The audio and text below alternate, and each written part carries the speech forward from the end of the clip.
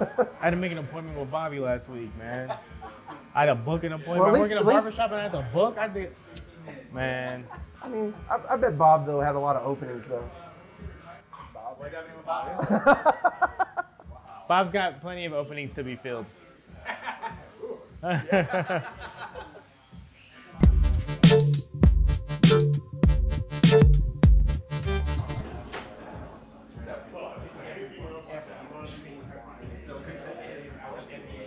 Yes, sir. All right. Well, I think we're just gonna do the usual today, like a 2 on the sides and leave the top a little bit longer. But I'll do some other things a little, not too much differently, but for the camera, you know, for the YouTube. Yeah, just a little bit more tapered edges and a little bit more, a little extra. Even though I do give him the extra, even when the camera's not rolling, but we'll give him extra today. I saw Death Cab last week, man. Oh yeah, dude, that was amazing. I didn't really know what to expect.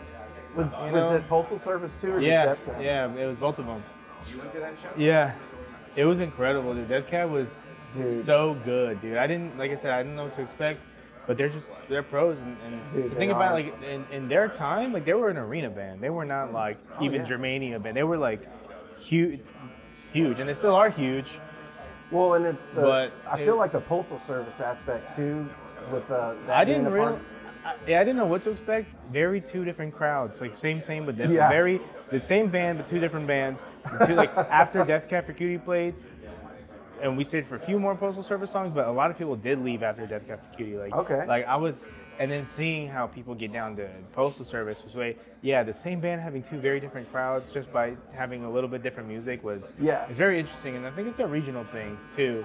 I think Postal Service was more meaningful to some people in some places than transatlanticism was for some people to other places, you know. And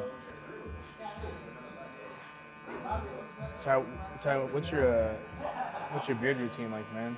So my beard routine is, so I use the utility wash, where I'll shampoo obviously my hair on my head and then my beard every 2 days, and then I always use the softener, obviously for every day. And what I do is I will use the softener, you know, my hair on my head and then in my beard, and then I always use the utility balm. Give it a little bit to where it's not dry, but it's not really wet, and then I'll use a brush to kind of let it air out a little bit, and then also have the mustache wax where I'll put it on my mustache to kind of make sure that it, you know, stays above my lip, and then any straggling hairs or whatever that are sticking out kind of help it, you know, stick together and kind of at least give my beard a controlled chaos. And so, you know, and then I use the utility balm. Sometimes if I feel like my beard feels too dry, I'll apply a little bit more later in the day if needed. And the cool thing about it is you can't put too much on your hands, because you can just put it on your elbows or rub it on your arms or your knees or whatever, because of you know, it being an organic formula. It helps your skin too. Remember, I moved to Austin from Tulsa, Oklahoma in April of 2021, and so I had to find a new barber. And I had also recently came across Beardbrand on either through an Instagram ad, Facebook ad, or something like that, where there was a how-to video on how to best apply you know, a beard balm, and how to basically upkeep your beard and your hair. And I just thought, like, you know, it was just very there's just a lot of good info in that video. And so then it was, I think I'd even gone and saved or started following Beardbrand at that point, and thought, man, I need to just go and find this online or buy it. And then I saw that it was available at the Target near my house, and when I was living in South Austin at the time, and so I bought it. And then loved it. It was the utility bomb that I bought first, and then with looking more into the company, I saw that Beardbrand had a barbershop. I set an appointment, and you were my barber that I randomly got set up with, and then it just made it to where, number one, I don't have to buy Beardbrand products online because I'm getting it direct from the source, and also with finding a good barber, that comes peace of mind. It's kind of crazy when I didn't even realize how much stress that I was putting on myself back then by just going to a random barbershop or whatever, and really how much, because when you have that when you have peace of mind that someone's going to do a good job and is going to make you look like your best self, I mean, kind of priceless. But I wish I had that. I wish I knew some good barbers. Yeah, I know. Sounds great, man. Wonder what it's like. You don't cut your own hair? No. Yeah. Look at these losers, man. I had to make an appointment with Bobby last week, man. I had to book an appointment. Well, I work at a barbershop and I had to book. I did. Man. I mean, I bet Bob, though, had a lot of openings, though. Bob's got plenty of openings to be filled.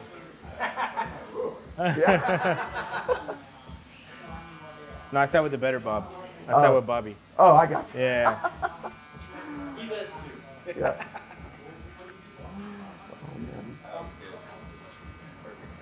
Yeah. And plus, as you can tell, people like to have fun here. So definitely a lot of jokes, and I don't know, man. Like I also kind of get to disconnect from the stresses of the work week as well.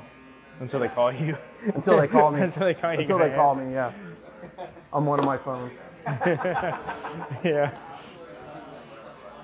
Exactly. There's actually another story where one of my really good friends, so he lives in Boonton, New Jersey. Name's Craig Cirinelli. He's a musician, and he actually, when I got married in Austin last year, he came down, and but before he came to Austin,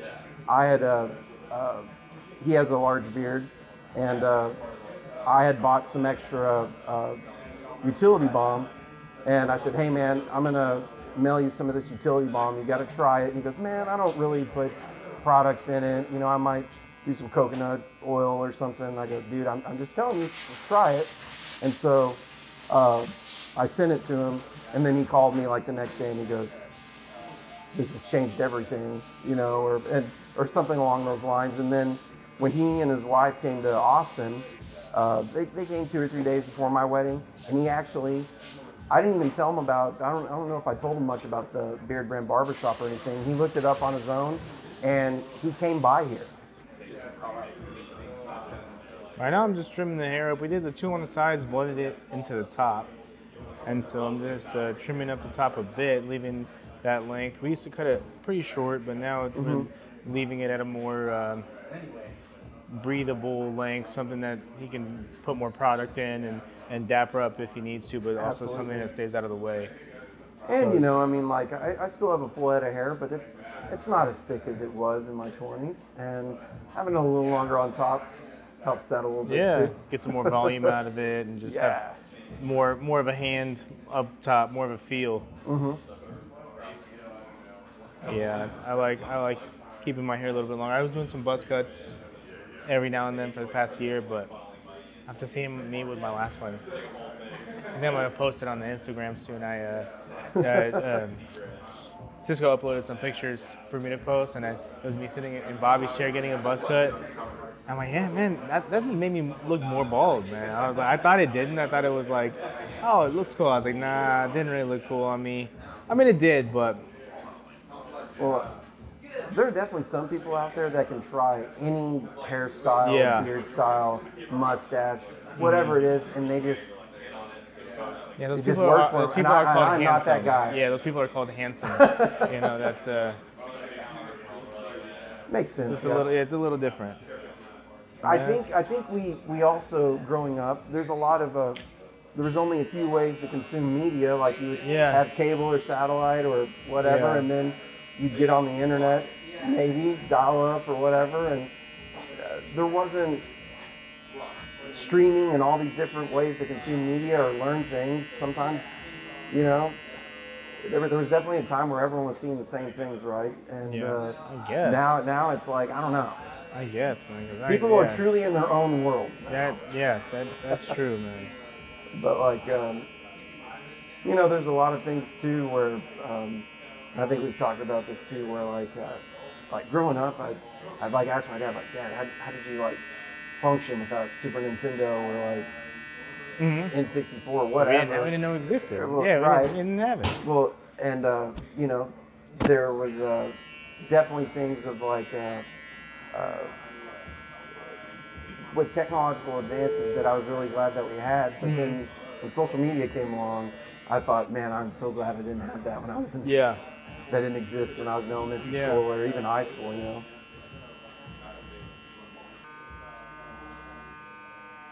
Yeah, I think washer and dryer. That too. I was looking for those. I think they're cheap because people they bought their new ones, so they don't need the old ones. So they'll like $200. Come and take it. You know. This was a lucky situation where they were still in the box, and this was a guy that had a lake house or something that he had purchased them for, and they ended up not fit. And so he just needed to offload them. And it was just kind of my lucky day. Kind of thing. You know, on his beard, we usually take it pretty short in terms of just right off the face. We used to be a little bit longer, but then we discovered that just a bit shorter is better for the 4-week interval because it keeps its shape a little longer and it's just a little bit easier to deal with as it grows out. How are you liking it shorter as compared to what you were doing it before? Like, is it easier? That's exactly honestly, like the perfect length for me is probably about a week after we trim it. And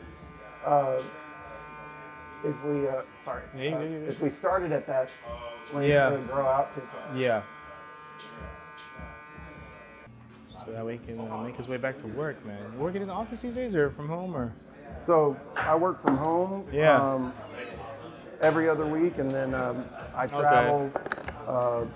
You know, I meet mainly with oil companies where I'll be in Houston one week, another week I'll be in Midland, and then usually Dallas, and then every once in a while might go to Denver, but usually it's Houston, Dallas, and Midland. Slide, one thing that was funny. Last week, Jesse texted me saying, "Hey man, I have you on the schedule for Friday, but I feel like that might have been a mistake because we do it 4 weeks out, right?" Yeah, I booked it 3 weeks out instead of 4, so I was like, and I'm like, but I don't remember. I see some people, I don't know if we did it on purpose or not, you know? So I had to call him and be like, did we do that on purpose? I don't know. And I was like, I think we definitely try to do 4 weeks out, and so, but that's how much you know me though, is because we've been doing it like that for a while,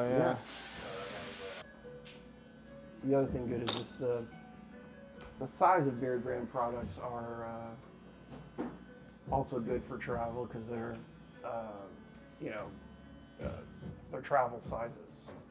Not since what was the last ones you have? They got bigger now.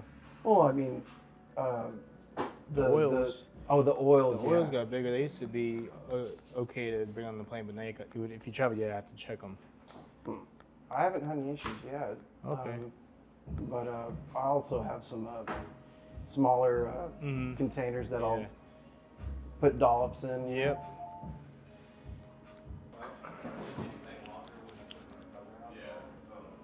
This is a styling paste.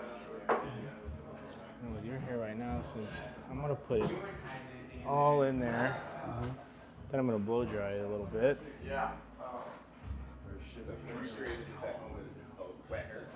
Yeah, damp hair. So it's good with damp hair. I like to use damp hair for most products because it just helps it emulsify a bit better and get into the hair.